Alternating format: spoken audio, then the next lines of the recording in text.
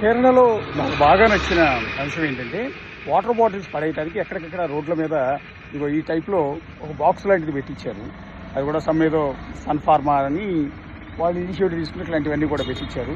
So చాలా బాగా నచ్చింది. ఎక్కడ వాటర్ బాటిల్ ఇష్టం వచ్చినట్టు రోడ్డు పక్కన పడేయడం కానీ అలాంటివి ఉండవు. నాకు ఎక్కడ వాటర్ బాటిల్ రోడ్డు మీద అన్నది కనిపించలేదు. రోడ్లన్నీ కూడా చాలా నీట్గా కనిపిస్తున్నాయి. చూడండి, నేనున్నది పెద్ద సిటీ ఏం కాదు, ఒడుపుర అనేది ఇడుప్పి జిల్లాలో.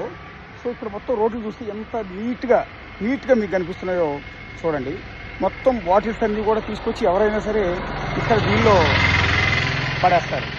సో ఈ కాన్సెప్ట్ చాలా బాగా నచ్చింది. ఇప్పుడు మన దగ్గర చూస్తుంటాం, ఎక్కడ పడితే అక్కడ బాటిల్ పడేసేస్తుంటారు రోడ్ల మీద, కాలువల్లో, ఇళ్ల ముందు, ఎక్కడ చూసిన వాటర్ బాటిల్స్. ప్లాస్టిక్ అనేది ఎప్పటికీ కూడా మిగిలిపోయి ఉంటుంది. కొన్ని వందల సంవత్సరాలు ఒక ప్లాస్టిక్ బాటిల్ భూమిలో కలవడానికి కొన్ని వందల సంవత్సరాలు పడుతుందంట. సో ప్లాస్టిక్ అనేది ఒక పెను భూతం లాంటిది. మనం అసలు వాడొద్దని చెప్తున్నారు, అయినా కూడా మనం తప్పనిసరి వాడుతూనే ఉన్నాము.